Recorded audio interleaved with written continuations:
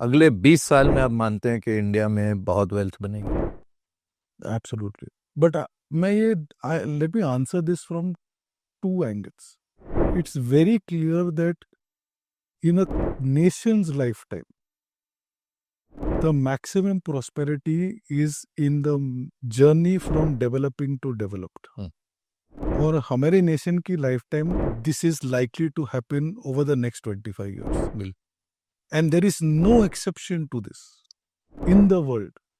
चाहे आप जापान लो, कोरिया लो, जो भी कंट्री लो, the journey of a nation from developing to developed is an opportunity for prosperity far beyond anybody's imagination. मेरे हिसाब से that is our God given luck and we must take advantage of it. Having said that, to think कि वो एक one trick pony है, मतलब अगर सब कुछ prosperity की तरफ जा रहा है तो why should I not invest in anything other than equity?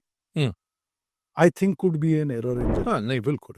right? So fixed income की रोल होगी, REITs की रोल होगी, but I completely agree when you ask the question. नहीं, आपने तो जैसे कहा भी कि मल्टी कैप बहुत एक इम्पोर्टेंट कैटेगरी है, उसी से आपकी एसेट एलोकेशन होगी. करेक्ट.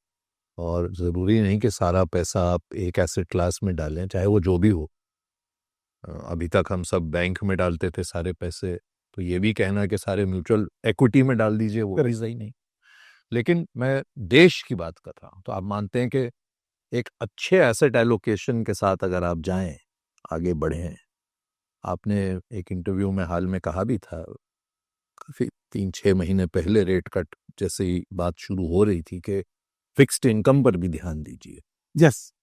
क्योंकि उसमें, और खासकर अब जिस हम दौर में हैं जब और रेट कट्स भी पॉसिबल हैं, तो वो भी एक बहुत अच्छा एक विकल्प है निवेशकों के लिए. नहीं, बिल्कुल. एंड ऑनेस्टली विवेक जी, मैं एक इन्वेस्टमेंट को मैं एक दूसरे यार्डस्टिक से मैं जज करता हूँ कि how many days in the year can I put my head in the pillow in the night with a smile on my lips.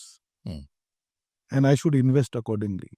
And मेरे हिसाब से things like fixed income, things like some of these other elements have meant कि पिछले 3 महीने या 6 महीने का जो भी करेक्शन है, मेरे जो मुस्कान है has not changed.